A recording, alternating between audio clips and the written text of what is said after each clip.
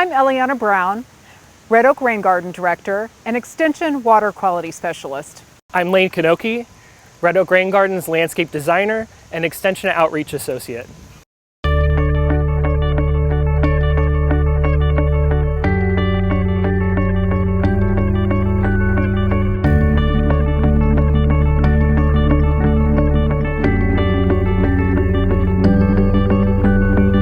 A rain garden is a kind of green infrastructure practice. It's a shallow basin with porous soil filled with a diverse array of water-loving forbs and grasses that capture rainwater from the surrounding area, store it, and then recycle it back into the ground through infiltration and into the air through evapotranspiration of the plants. The Red Oak Rain Garden is actually 3 bioretention cells totaling 10,000 square feet. It captures rain from a 30,000 square foot catchment area. Just 1 inch of rainfall over this area is more than 18,000 gallons of water. The garden can store a maximum of 27,000 gallons, representing a 25-year storm.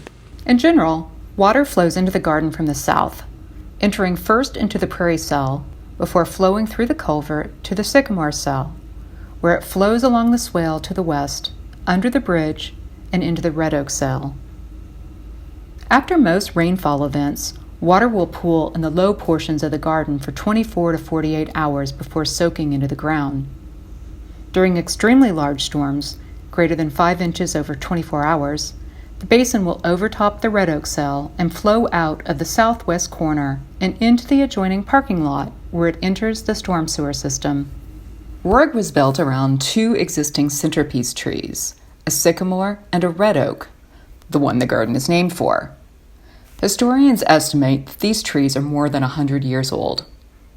The current iteration of the garden is a renovation. It was first established in 2006 by Professor Tony Indris and his classes from the Department of Natural Resources and Environmental Sciences. While some trees, like the sycamore, enjoy having wet feet, the red oak does not. The garden aimed to redirect water away from the tree's trunk, and it successfully did that. The 2006 design was rock-based and current for that time. It included approximately 60 tons of rock. Maintenance was challenging, and over time, the garden was overrun with weeds and overgrown shrubs.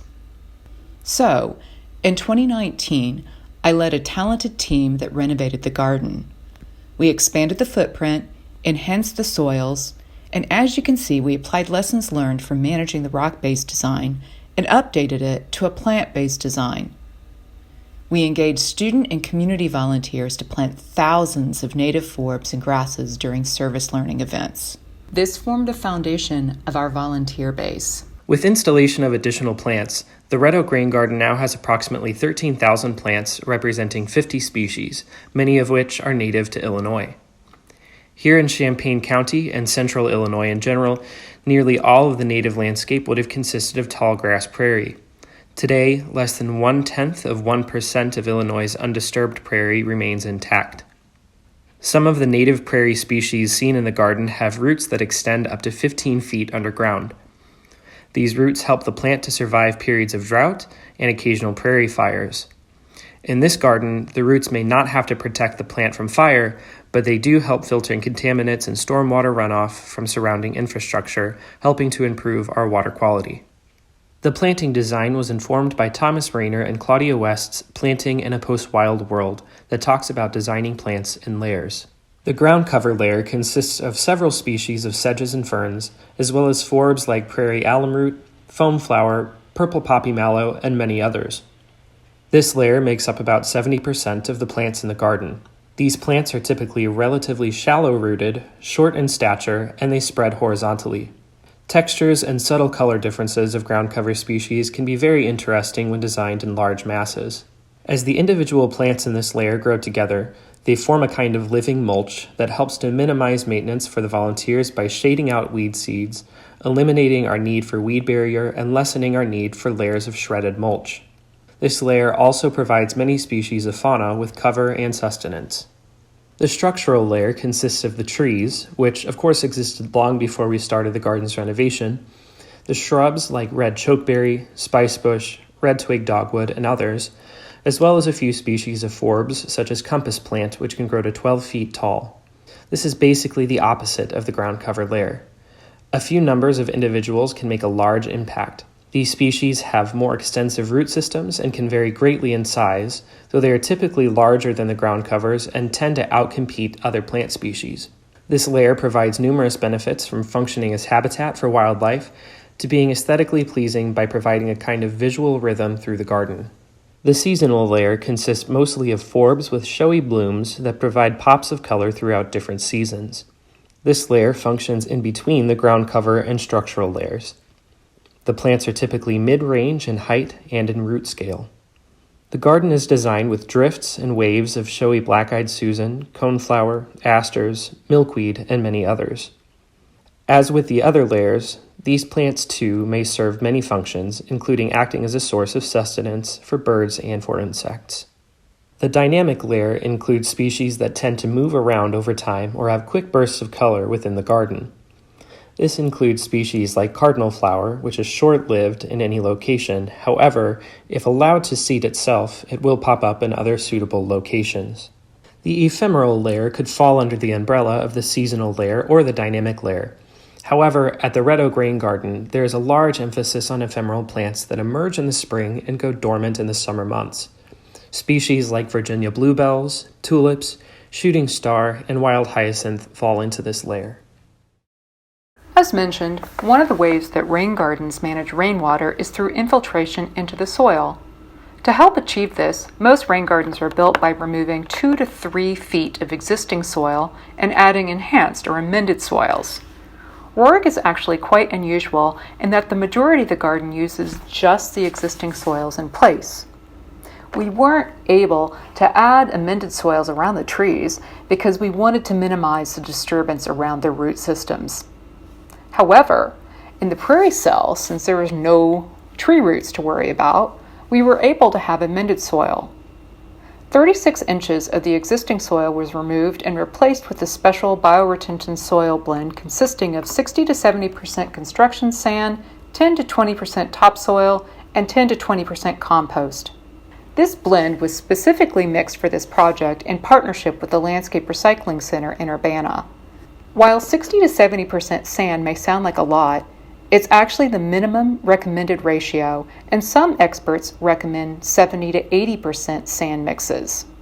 The primary purpose of the high sand mix is to increase the void space in the soil and help with infiltration.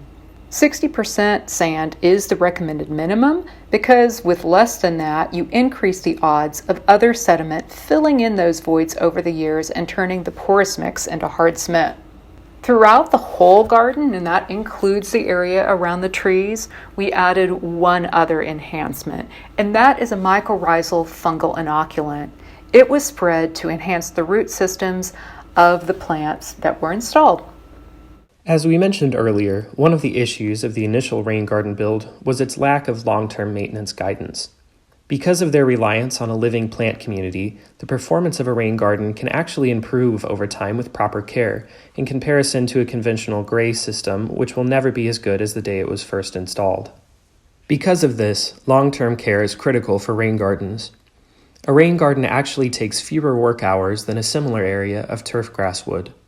However, that work is more intense during the first few years and requires specialized knowledge which not everybody has. The grid of plants, mostly seen in the ground cover layer, is intended to ease maintenance needed in the first few years of growth. The grid also helped us to break up the installation of the vast number of plants going in. To ensure that the garden would be cared for beyond the initial planting, the Red Oak Rain Garden team established 2 MOUs with the Champaign County Master Gardeners and the East Central Illinois Master Naturalists. These MOUs are modeled on the Japan House Garden at the University of Illinois Arboretum. This also allows Master Gardeners and Master Naturalists to volunteer at the Rain Garden for their certification hours. The Rain Garden was also planned with an adaptive management plan that focuses on establishing the ground cover layer during the first years for weed control and gradually introducing a wider variety of seasonal and dynamic forbs. This helps to ensure that the garden isn't too complex to be cared for and allows for greater plant diversity to be phased in as learning and experience by our volunteers grows over time. The 18-inch decomposed granite edging around the perimeter of the garden was also installed to help with maintenance. It acts as a form of pre-treatment for the garden. It captures the first flush of weed seed, preventing it from washing further into the garden and making weeding easier. It also includes a small lip at the edge to act as a level spreader, which spreads incoming water across a wider area, preventing concentrated flow paths from developing, which can worsen erosion over time. RORG is located on a main thoroughfare for students, staff, and faculty traveling to and from campus in Urbana. Over the years, a number of desire paths had been made in the garden from people cutting through. Rather than fighting the flow, the team decided to provide them with a path through the garden. The RORG Boardwalk Bridge is made primarily of sustainably sourced black locust. This wood comes from Allerton Park in Monticello. Each winter, Allerton staff cull a number of their trees, including black locust, to make way for native trees. Black locust makes a great hardwood for timber due to its strength and durability. The Allerton trees were then milled at a local wood shop in Monticello. The boardwalk was designed in partnership with Professor Bill Gamble from the Civil Engineering Department, and it modifies a standard design from the U.S. Forest Service. The team also consulted with Susanna Scaroni about how to achieve universal accessibility in our design, which goes beyond ADA requirements. Solid railings present an obstacle for a person in a chair wishing to look out over the garden. To address this, we replaced the solid planks on the railing with steel wire, which allows everyone to enjoy the view. The Prairie fire sculptures were installed for the first iteration of the Red Oak Rain Garden back in 2006. The sculptures were inspired by Professor Bruce Hannon and designed by former art student Jennifer Astwood under the guidance of art and design professor Alex Facchetti. Jennifer is now a sculpture professor at the University of Wisconsin. This sculpture represents the dancing flames of a prairie fire, hence the name, that would have been a common sight across the native prairies. The fire would be stopped by waterways, which the deepest part of the garden represents, allowing trees to grow alongside them. In fall 2019, we partnered with Arts 210 instructor Catherine Wiesner, whose students created 12 1-foot by 1-foot ceramic mosaic tiles. The tiles depict various species of flora and fauna that can be found in and around the Red Oak Rain Garden.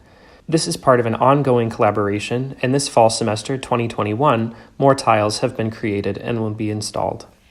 Thanks for learning about the Red Oak Rain Garden. If you'd like more information, go to our website at redoakraingarden.org.